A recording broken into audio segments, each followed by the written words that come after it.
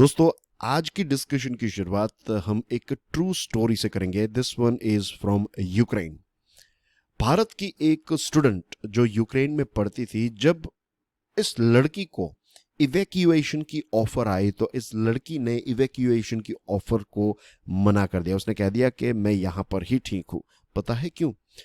क्योंकि ये लड़की जो है वो ऑफ कोर्स रेंट पर पेइंग गेस्ट के तौर पर रहती थी एक परिवार के साथ, और उस परिवार के जो हस्बैंड थे, अब हस्बैंड को as a volunteer Ukrainian army में जाना पड़ा। तो घर में अब बच गए बस 3 लोग, मकान मालकिन और उनकी 2 छोटी बेटियां। तो ये जो इंडियन गर्ल इस परिवार के साथ रहती थी, इसने ये कह दिया कि मैं ये दो छोटी लड़कियां जो हैं उसकी सेवा करना चाहती हूँ, उसकी देखभाल करना चाहती हूँ, और मैं उनको ऐसी हालत में छोड़कर नहीं निकल सकती।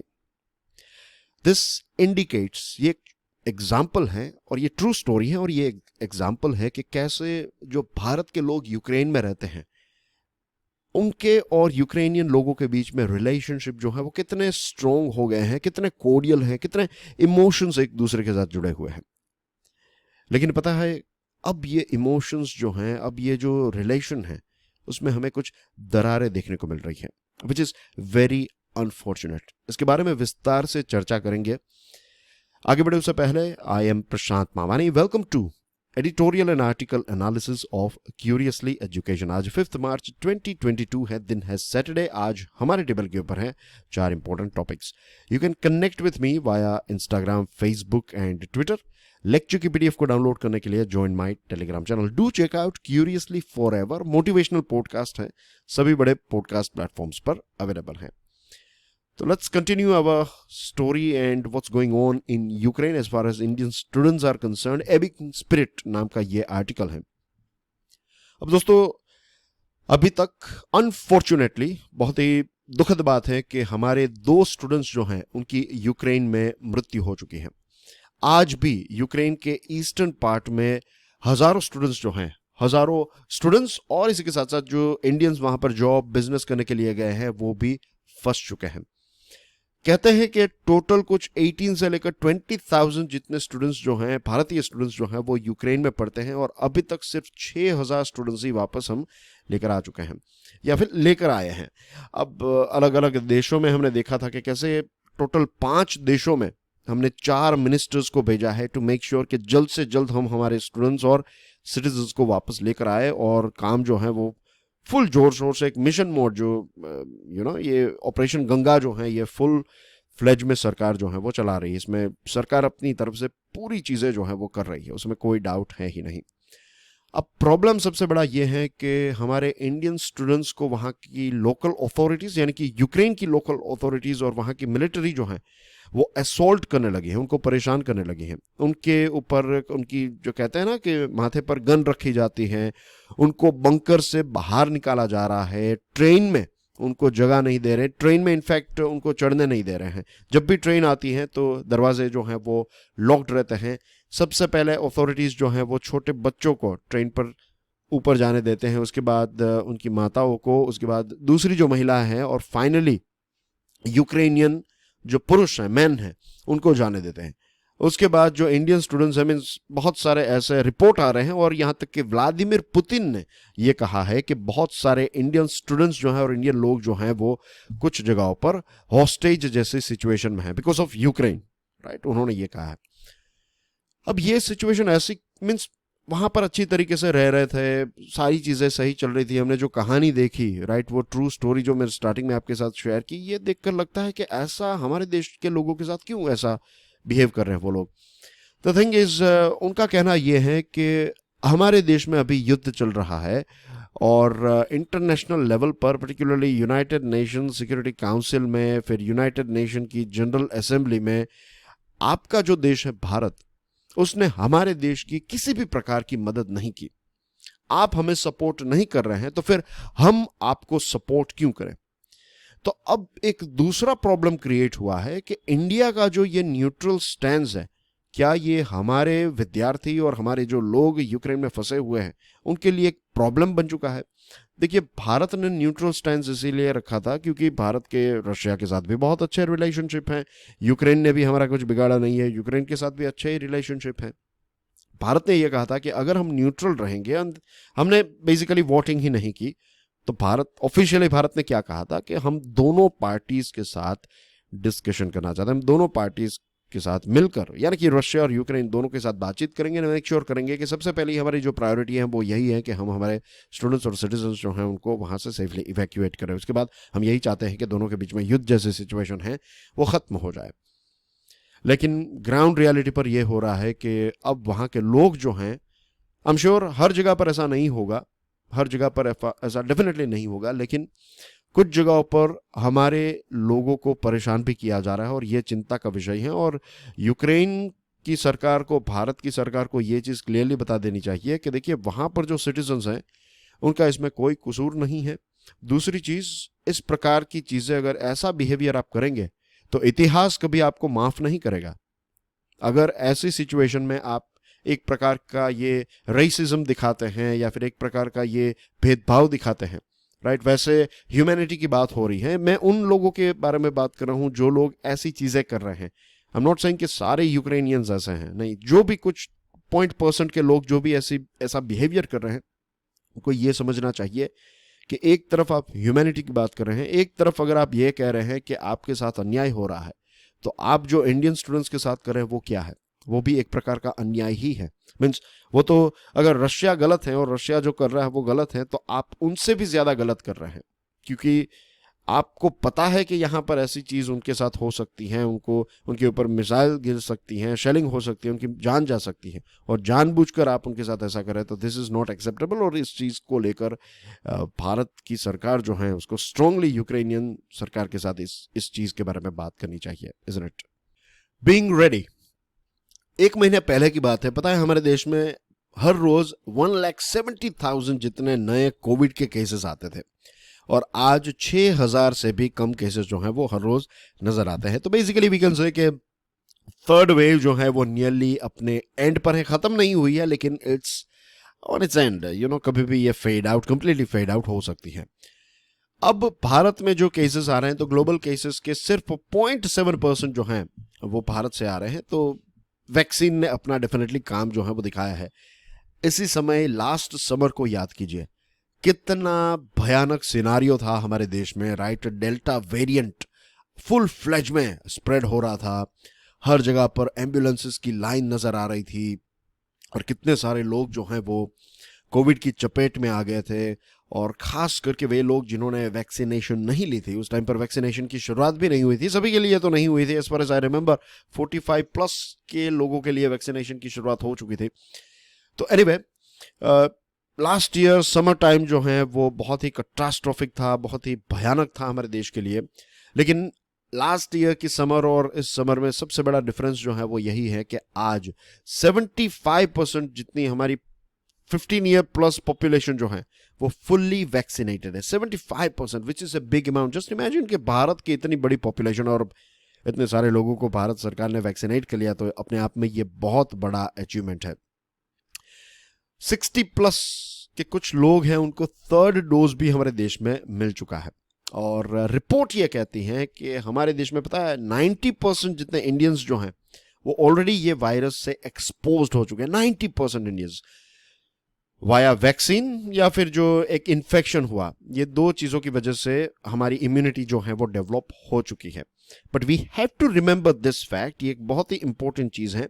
और कई लोग जो हैं वो वैक्सीन हेजिस्टेंसी दिखाते हैं, वो इसी बात पर दिखाते हैं, इसी एक पॉइंट की वजह से, उनके अंदर एक लैक ऑफ नॉलेज की वजह से ये इश्यू चल रहा है कि देखिए, डिजीज जो है उसके अगेंस्ट में एक प्रोटेक्शन हमें मिल चुका है। मैंने वैक्सीन ले लिया, 2 डोजेस ले लिया, तो मुझे डिजीज जो है उसके खिलाफ, या फिर डिजीज, अगर ये डिजीज यानी कि ये सीवियर लेवल पर नहीं होगा, कोविड का इन्फेक्शन हो सकता है लेकिन हॉस्पिटलाइज नहीं होना पड़ेगा। This is the big difference. लोग क्या कहते हैं कि देखिए, उसने तो डोज लिया था, 2 डोजेस लिए थे, लेकिन फिर भी उस व्यक्ति को कोविड आ गया, तो ये वैक्सीन काम नहीं करी। यू हैव टू अंडरस्टैंड, आपको ये चीज समझनी है कि इन्फेक्शन हो सकता है लेकिन आपको हॉस्पिटलाइज नहीं होना पड़ेगा। आप 3-4-5-6 दिनों के अंदर आप ठीक हो जाएंगे, घर पर ही ठीक हो जाएंगे। तो ये अपने आप में एक बहुत बड़ी अचीवमेंट है। लास्ट ईयर इसी समय पर रेमडेसिविर और पता नहीं क्या क्या चीज़ें जो हैं वो ढूंढने के चक्कर में कितने सारे लोगों की जान चली गई, ऑक्सीजन की बॉटल्स नहीं मिल रही थी। ये सारी सिचुएशन तो काफ़ी अच्छी सिचुएशन है कि आज हमारे पास वैक्सीन है। स्क्रीन पर जो तस्वीर है उनका नाम है बलराम भार्गव और ये डायरेक्टर जनरल हैं ICMR के, और इन्होंने अपनी एक प्रेस मीट में ये कहा है, इसी वीक की प्रेस मीट में उन्होंने ये कहा है कि लास्ट ईयर जनवरी से जो लोगों की मृत्यु हुई है, बेग योर पार्डन, इस ईयर राइट 2022 जनवरी 2022 से अभी तक जिन लोगों की मृत्यु हुई है कोविड की वजह से, तो 92% लोग ऐसे हैं जिन्होंने वैक्सीन नहीं ली थी। तो आज भी जिन्होंने वैक्सीन नहीं ली है तो प्लीज वैक्सीन लेकर आइए। अगर आप ये सुन रहे हैं तो प्लीज वैक्सीन लेकर आइए। आपको इन्फेक्शन होगा लेकिन मृत्यु जो है वो नहीं होगी, डिजीज जो है वो नहीं होगा। This is very important to understand. Bharat एक तरफ से देखा जाए तो वी आर वेरी फॉर्चुनेट कि हमारे देश में वैक्सीन हेजिस्टेंसी जो है वो ना के बराबर है। स्टार्टिंग में वैक्सीन हेजिस्टेंसी काफ़ी ज़्यादा थी, लोग जो है वो वैक्सीन लेने से कतरा रहे थे, लेकिन जैसे ही सेकेंड वेव स्टार्ट हो गई और ऑल ऑफ द सडन लोग धड़ाधड़ मरने लगे और खबरें आने लगी, 1 लाख केसेस 4 लाख केसेस, जब आंकड़ा वहां तक पहुंच गया तो लोग जो है वो वैक्सीन में मीन्स टर्न नहीं आता था। वैक्सीन बुक करने के लिए भी जैसे ही विंडो खुलती थी तो वैसे ही फटाक से सारे लोग जो है वो अपने आप मीन्स जल्द से जल्द जो है बुकिंग हो जाती थी। I am sure you remember that thing. India's main problem was an insufficient number of vaccine. उस टाइम पर हमारा सबसे बड़ा प्रॉब्लम जो था वो था कि हमारे पास क्वांटिटी वाइज उतनी सारी वैक्सीन नहीं थी। और ये जो हमारे बड़े बड़े दावे थे कि pharmacy of the world etcetera, तो उन सारी चीज़ों में भी हम थोड़े पीछे रहे हैं। तो आज का ये जो आर्टिकल है वो यही कहता है कि आज भी जो सप्लाई को लेकर क्वेश्चंस हैं, जो इश्यूज हैं, उनको हमें सॉल्व करने चाहिए वैक्सीन सप्लाई को लेकर। भारत ने no doubt 178 crore vaccine doses जो है वो एडमिनिस्टर कर दिए हैं। अब हमें बूस्टर डोज के बारे में भी सोचना है। जितने लोगों का वैक्सीन बाकी है फर्स्ट एंड सेकंड डोज, उनको भी कन्विंस करके लेकर आना है। और इसी के साथ साथ ये जो कोविड है, ये कोविड कोई सिर्फ भारत से लिमिटेड डिजीज नहीं है। ये कोई ऐसा रोग नहीं है जो सिर्फ भारत में ही है, ये पूरी दुनिया में है, isn't it? तो जब हम यहाँ पर सेफ हो जाए तो नेक्स्ट थिंग क्या करनी है, पूरी दुनिया की मदद करनी है। This is a very important thing, right? जितने छोटे छोटे देश, अफ्रीका के कितने सारे देश हैं, एशिया के बहुत सारे देश हैं जिनके लोगों को अभी फुली वैक्सीनेट नहीं किया गया। तो हम नहीं चाहते कि दुनिया में नए नए वर्जन्स आते रहे इसके, और इसको लेकर Bharat has to take stand. जो फार्मेसी ऑफ द वर्ल्ड वाली सिचुएशन थी, जो हमारा टैग है, वो जो कहता है ना वॉक द टॉक, जो आप कहते हैं वो करते हैं, तो ये चीज हमें करनी ही होगी। And it is going to be a big thing for us, क्योंकि भविष्य में फार्मास्यूटिकल सेक्टर के साथ या फिर मेडिकल इमरजेंसी के साथ जुड़ी हुई जब भी कोई ऐसी बात आएगी तो भारत का नाम जो है वो लिया जाएगा और भारत से मदद मांगी जाएगी। तो ये हमारे लिए बहुत ही इंपॉर्टेंट है कि हम पूरी दुनिया को वैक्सीन सप्लाई करें। अब कोवैक्सीन मैन्युफैक्चरर्स के साथ क्या हुआ था, जो आंकड़े बताए थे क्राइसिस के टाइम पर, हमने देखा कि वो जो आंकड़े थे, मीन्स के इतनी वैक्सीन आप पैदा कर पाएंगे, तो वो अचीव नहीं कर पाए हैं। तो अब हमारे पास दूसरे ऑप्शंस भी हैं, बायोलॉजिकल ई, जिनोवा, जाइडस कैडिला। तो कब इनकी वैक्सीन जो हैं वो अवेलेबल होगी मासेस के लिए, अभी इसके ऊपर क्लैरिटी नहीं दी है। तो सरकार को इस प्रोसेस को स्टार्ट जो है वो जल्द से जल्द कर देना चाहिए, और अभी राइट टाइम है। अभी इतने सारे केसेस नहीं है, अभी लगता है कि थर्ड वेव जो है वो नियरली खत्म होने को है। और आई थिंक 1-2 दिन पहले मैंने आपको बताया था, इजंट इट, के IIT कानपुर की स्टडी ये कह रही है कि फोर्थ वेव जो है वो जून 2022 में आ सकती है। तो उससे पहले हमारे पास इनफ वैक्सीनेशन का स्टॉक होना चाहिए, इतना होना चाहिए कि हम दूसरे देशों को भी धीरे धीरे सप्लाई जो है वो स्टार्ट कर दें। Moving on to the next topic, capital verdict. ये अमरावती रीजन के साथ जुड़ा हुआ है। आपको पता होगा कि 2014 में अमरावती रीजन जो है इसको आंध्र प्रदेश की राजधानी या फिर आंध्र प्रदेश के कैपिटल के लिए सिलेक्ट किया गया। अब देखिए, मनमोहन सिंह साहब की सरकार थी, UPA की सरकार थी, और उसके बाद प्राइम मिनिस्टर नरेंद्र मोदी की सरकार आई, तो डेफिनेटली पॉलिसीज में कुछ कुछ बदलाव तो किए ही जाते हैं। लेकिन इसका मतलब ये नहीं है कि अगर सरकार चेंज होती है और पॉलिटिकल पार्टी चेंज होती है, चाहे स्टेट लेवल पर हो या फिर सेंट्रल लेवल पर, तो फिर आप बड़े बड़े प्रोजेक्ट्स जो हैं उनको कैंसिल कर दें। अगर ऐसा कर देते हैं तो आपके ही राज्य के लिए या फिर आपके ही देश के लिए या फिर हमारे देश के लिए ही ये सबसे बड़ा नुकसान पैदा करता है। 2014 में जो अमरावती रीजन सेलेक्ट किया गया, तो सबसे पहले तो आपकी स्क्रीन के ऊपर है Andhra Pradesh, right? This is Andhra Pradesh, as you can see this is Bay of Bengal, Telangana, Chhattisgarh, Odisha, यहाँ पर कर्नाटका, यहाँ पर तमिलनाडु। तो इतने 1 2 3 4 5 राज्यों के साथ अपनी फिजिकल बाउंड्री शेयर करता है, बे ऑफ बंगाल के साथ अपनी वाटर बाउंड्री शेयर करता है, राइट? और एक यूनियन टेरिटरी भी है, यनाम जो है, पुडुचेरी का पोर्शन है, तो यनाम के साथ भी अपनी बाउंड्री शेयर करता है। तो keep this fact in mind, ये जियोग्राफी के साथ जुड़ी हुई कुछ इंपॉर्टेंट चीजें हैं, आंध्र प्रदेश की जियोग्राफी। अब आपकी स्क्रीन पर देखिए, दिस इज अमरावती रीजन, और अमरावती को एक बहुत ही फ्यूचरिस्टिक सिटी के तौर पर एक कुछ इमेजेस मैंने सर्च की, तो सबसे अच्छी इमेज तो मुझे यही मिली। कुछ दूसरी इमेजेस भी थी लेकिन वो काफी ब्लर थी, but anyway you can imagine कि वेरी फ्यूचरिस्टिक सिटी, आज का जो दुबई है या फिर दूसरी कोई भी ऐसा मॉडर्न सिटी है, सिंगापुर फॉर एग्जांपल, उससे भी लेटेस्ट सिटी बनाने की बात थी। लेकिन हुआ क्या, सरकार चेंज हुई, वहां पर जो वाईडीपी की सरकार थी तो वो चेंज हुई और वाईएसआरसीपी की सरकार आई, और इस सरकार ने ये पूरा जो प्रोजेक्ट है उसको बंद करवा दिया। जस्ट इमेजिन कि करोड़ों रुपए का एक प्रोजेक्ट जो ऑलरेडी स्टार्ट हो चुका है, बस आपकी पार्टी आई और आपने इसको स्टॉप करवा दिया, कितने सारे लोगों का नुकसान होगा इसमें। और अब ये जो वाईएस जगनमोहन रेड्डी साहब की सरकार है, उन्होंने क्या कहा कि हम डिसेंट्रलाइज्ड डेवलपमेंट करना चाहते हैं, यानी कि आंध्र प्रदेश में कोई एक कैपिटल नहीं होगा, तीन कैपिटल्स होंगे, एक पॉलिटिकल कैपिटल होगा, एक एग्जीक्यूटिव कैपिटल होगा और एक जुडिशियल कैपिटल होगा।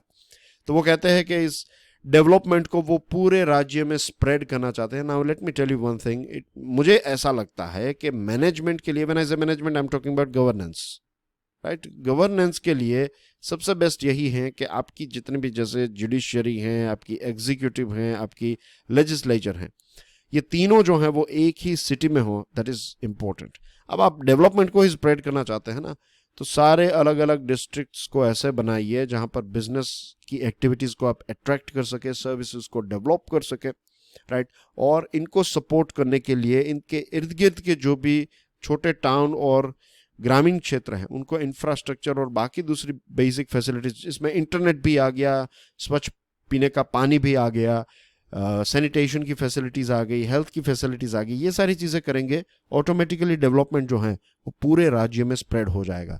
सिर्फ आप जुडिशियरी, लेजिस्लेचर और एग्जीक्यूटिव की अलग अलग ब्रांचेस बना देंगे या फिर अलग अलग सिटीज में इनकी स्थापना कर देंगे तो इससे डेवलपमेंट कैसे होगा?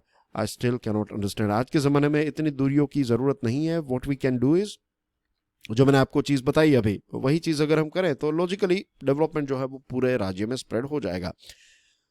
आंध्र प्रदेश की जो हाई कोर्ट है, तो हाई कोर्ट ने एक फुल बेंच, राज्य की जो हाई कोर्ट की फुल बेंच है, इस फुल बेंच ने ये कहा है कि ये अमरावती कैपिटल के लिए कुछ 33,000 एकड़ जमीन जो है इसको इकट्ठा किया गया था फ्रॉम फार्मर्स, और 15,000 करोड़ रुपए जो हैं इसके डेवलपमेंट के लिए खर्च किए गए हैं, और आप इसको बंद करने की बात करें, सरकार ने कोर्ट ने कहा है कि आप इस प्रोजेक्ट को ऐसे ही अबैंडन नहीं कर सकते, ऐसे ही इसको छोड़ नहीं सकते। सरकार अगेन हाई कोर्ट ने ये कहा है कि आप इस प्रोजेक्ट, इस डेवलपमेंट वर्क की शुरुआत जो है वो कंप्लीट कर दीजिए, इसको आने वाले 6 महीनों के अंदर जो भी बेसिक चीज़ है उसको खत्म कर दीजिए। तो बेसिकली प्रोजेक्ट जो है उसको स्टार्ट कर दीजिए, इसको बंद करने की कोई ज़रूरत नहीं है।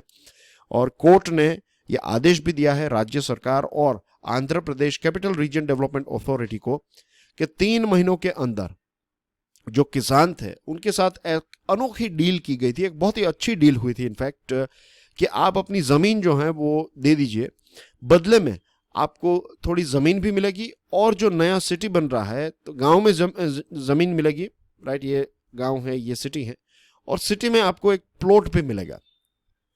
सही, पैसे तो मिल ही रहे हैं किसान को और प्लॉट भी मिलेगा। ऐसी एक स्कीम थी। कुछ साल हो गए हैं, आई थिंक 4-5 साल पहले मैंने ये चीज़ें पढ़ी थी, लेकिन अच्छी डील थी किसानों के लिए। इतनी अच्छी डील जो है मैंने कभी नहीं पढ़ी थी कि आपको ज़मीन भी मिल रही है और आपको एक प्लॉट भी मिलेगा या फिर आपको एक कमर्शियल प्रॉपर्टी मिलेगी, जो भी आपको चाहिए, कुछ ऑप्शंस दिए गए थे। तो बहुत अच्छी तरीके से ये चीज़ की गई और किसान जो हैं वो हंसी खुशी अपनी ज़मीन जो है वो देने के लिए तैयार थे, क्योंकि उनको बदले में उनकी ज़मीन भी मिल रही थी और जो अच्छी डील मिल रही थी। तो जस्ट इमेजिन कि आज एक छोटा सा प्लॉट उसको मिलता है, लेकिन जब ये सिटी डेवलप हो जाएगा तब ये छोटा सा प्लॉट जो है वो एक सोने का टुकड़ा हो जाएगा उस किसान के लिए। उसकी कीमत अगर 5 लाख है, लेकिन सिटी डेवलप हो गया तो वो 1 करोड़ का भी हो सकता है।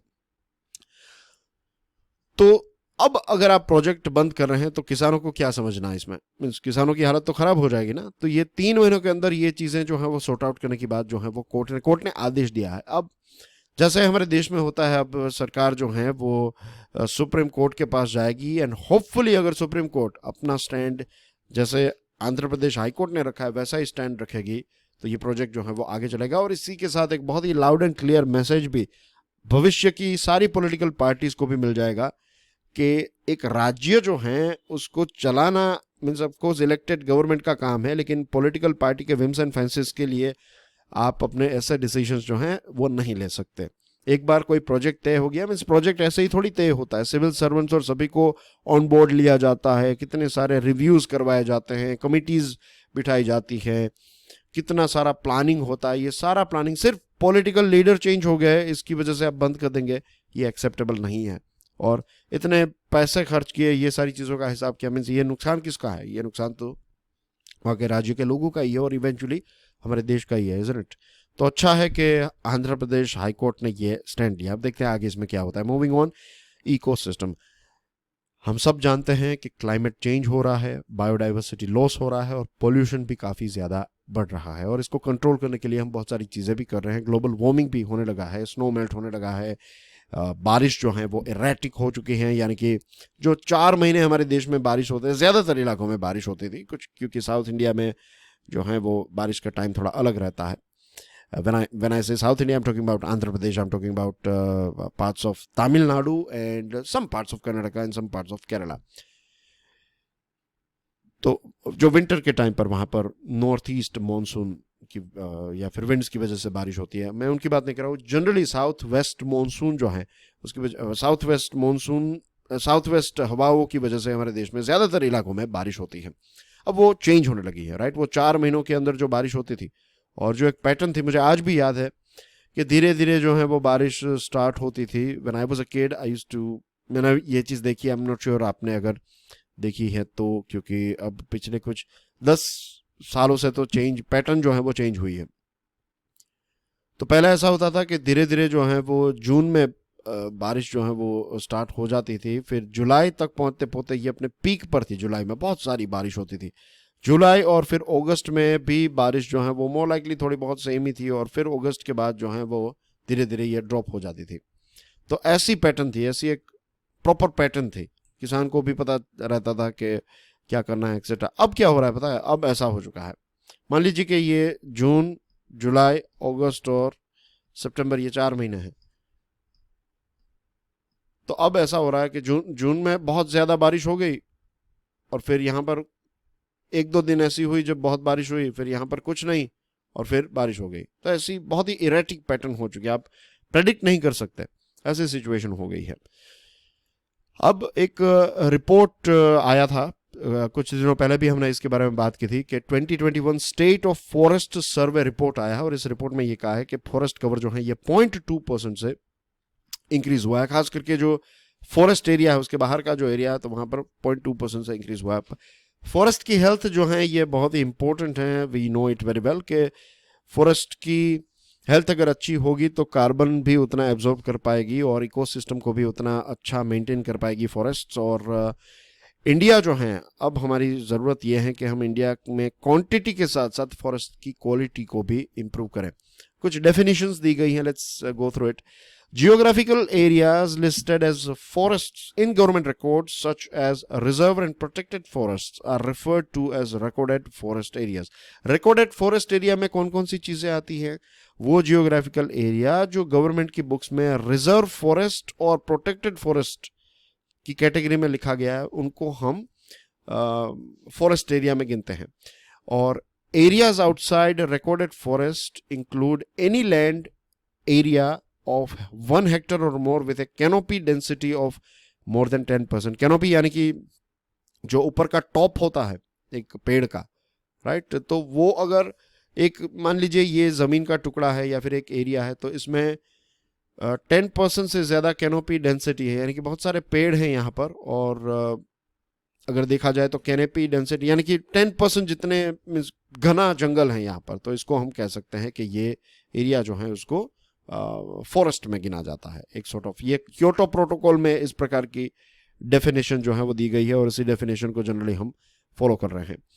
Natural forest serve a broader purpose, most importantly in providing ecosystem services critical for life such as hydrological system. जो पानी की साइकिल है, तो फॉरेस्ट जो है उसमें भी एक बहुत इमेंस, ये एनसीईआरटी वाली बातें हैं, तो आप ये सारी चीज़ें आप जानते हैं, तो I am not going too much deep into it. लेकिन अब हम हमारे जो भी डिग्रेडेड फॉरेस्ट है, जो एरिया ऐसा है जो डिग्रेड हो चुका है, उसकी क्वालिटी खराब हो गई, जो मैनग्रूव्स हैं उनकी क्वालिटी खराब हो गई, तो अब उनको रीजनरेट करने की आवश्यकता है. और फॉरेस्ट एरिया की बात करें तो हमारे देश में एक मार्जिनल चेंज हमें देखने को मिला है. जो 10 से लेकर 70% वाला कैनोपी डेंसिटी वाला एरिया जो है, वो सिर्फ एज यू कैन सी कि सिर्फ 8.8 मिलियन हेक्टेयर्स जो है ये डेंस फॉरेस्ट हैं. बाकी ज़्यादातर जो फॉरेस्ट है उसमें आपको कैनोपी डेंसिटी जो है वो 10 से 70% ही देखने को मिलती है. और नॉर्थ ईस्ट के फॉरेस्ट जो हैं, जो जनरली ट्रॉपिकल एवरग्रीन फॉरेस्ट की कैटेगरी में आते हैं, तो ऐसे फॉरेस्ट में भी डिक्लाइन, यानी कि ऐसे फॉरेस्ट धीरे धीरे कम होते जा रहे हैं. अब आईपीसीसी का ये जो रिपोर्ट आया है, और रिपोर्ट जो है ये बहुत ही इंपॉर्टेंट है कि हमें एमिशन जो है उसको कम करना है. 1.5 डिग्री सेल्सियस को अगर हम क्रॉस कर गए तो बहुत सारा नुकसान भी होगा, और पूरी इकोसिस्टम को हमें देखना है. सिर्फ फॉरेस्ट बढ़ा देने से कुछ नहीं होगा, आप पेस्ट कंट्रोल कितना कर रहे हैं, सॉइल की हेल्थ, पॉलिनेशन, राइट, और एक्सट्रीम टेम्परेचर्स ना आ जाए उसके लिए क्या क्या चीज़ें कर रहे हैं, ये सारी चीज़ों की मीन्स एक होलिस्टिक तरीके से इसमें काम करना होगा, तभी ये चीज़ जो है वो हम थोड़ी बहुत कंट्रोल कर पाएंगे. And that's everything as far as discussion is concern. कल जो मैंने प्रश्न पूछा था उसका आंसर है 1962 इंडिया चाइना वॉर. हम इसके बारे में बात भी कर रहे थे, राइट? तो मुझे आशा तो यही थी कि आप में से सभी स्टूडेंट्स को यह आंसर पता होगा, लेकिन बहुत कम स्टूडेंट्स ने अपना आंसर पोस्ट किया है. तो जिन्होंने नहीं किया है, आप पोस्ट कर दीजिए अपना आंसर, एंड ये आप सबके लिए होता है. तो मैं बार बार ये बताऊं, ये अच्छा नहीं लगता है. क्वेश्चन पूछा गया है, it's directly asked to you guys, right? ये पर्सनली मैं आपको क्वेश्चन पूछ रहा हूँ, भले ही दूसरे स्टूडेंट्स भी देख रहे हैं इस वीडियो को, लेकिन आप इसको इसी तरह से देखिए कि मैंने ये पर्सनली आपको क्वेश्चन पूछा है, तो इसका आंसर जो है वो आपको कमेंट सेक्शन में देना है, ठीक है? आईटी डिपार्टमेंट ने टैक्स इवेजन के तौर पर एक मल्टीनेशनल ग्रुप जो है उसको कॉर्नर किया है, उसके ऊपर छापे मारे हैं. तो कौन सा ग्रुप है ये बताइए, किस कैटेगरी में ये काम करता है? और नाम पता है तो नाम भी बताइएगा. And that's everything from my side dear friends. Do check out Curiously podcast, और don't forget to subscribe to both my channels. Share this lecture, hit the like button, stick your review and answer in the comment section. और कल Sunday है, तो कल आपको एक revision lecture जो है वो मिल जाएगा. And enjoy your weekend. I will bring some more videos. कल मैंने एक और वीडियो बनाया था एंड लॉन्च किया है. आई एम श्योर आपने उस वीडियो को देखा होगा. It's available on this channel, तो do check it out. India और चाइना के बीच में युद्ध क्यों होगा, मीन्स होगा ही होगा, ऐसा हम क्यों कह रहे हैं, इस चीज़ को समझने के लिए check out that video. Very important topic, एक बहुत ही इंपॉर्टेंट थियरी हमने डिस्कस किया. That's everything from my side. God bless you all. जय हिंद.